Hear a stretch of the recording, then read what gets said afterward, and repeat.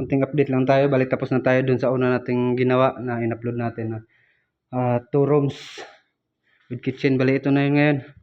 Tinanggal natin yung TV, lagyan natin ng WPC. Ang problema, dito nakalagay yung kanyang antena.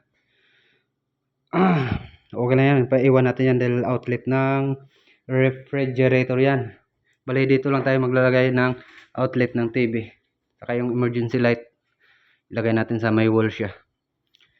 Ito medyo mahirap-hirap ipasok dahil dinaya-daya lang natin mga ka-repairman. Tapos doon ako magtatap sa magnetic key para makasabay siya doon ba.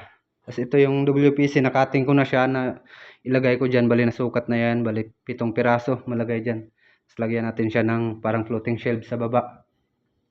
Tapos ito babaguhin rin natin to mga ka-repairman. Tatanggalin natin itong old na headboard. Tapos gagawa tayo ng naka wall mount lang na headboard siya.